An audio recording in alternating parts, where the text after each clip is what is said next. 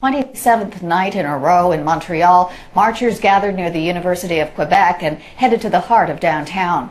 Things quickly escalated, leading to injuries and arrests. With more on the Quebec protests, we're joined by Dominique Jerry Shore, a reporter with openfile.ca. She joins me now from our Montreal studio. So Dominique, why did the mood of the protests escalate last night?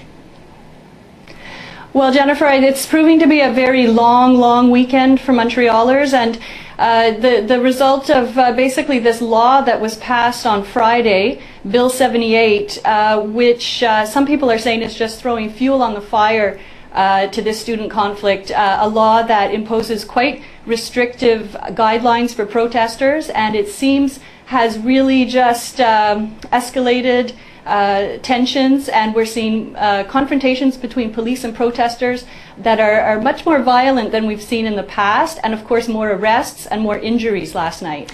Is the next step perhaps imposing a curfew?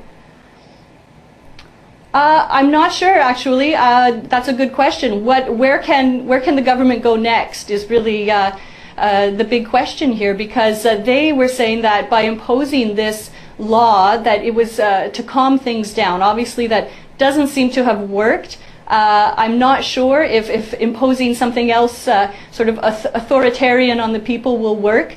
Prominent jurists and lawyers in Quebec are saying that mediation and negotiation is the way to go. So I guess we'll just have to see what the next steps are. I mean, Jean Charest, he seems to have public support behind him, but that doesn't solve the practical problem of how do you get thousands of people off the streets when they've been protesting 27 nights in a row, and we're almost at 100 days in this student conflict. Besides the government being losing patience with this situation, how is the collective community feeling who don't sympathize with the protesters?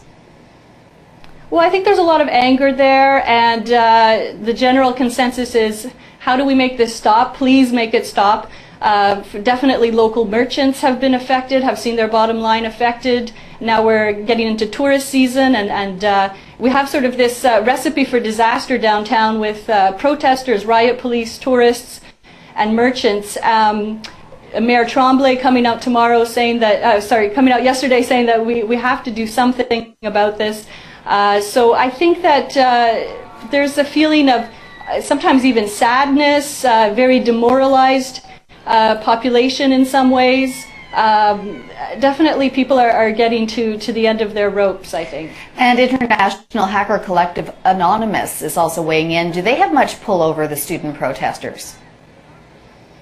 Oh, that's an interesting question. There were rumors that they had possibly been behind the hacking of some websites over the weekend. It seems that the government preemptively took down a couple of their websites just to ward off these types of cyber attacks.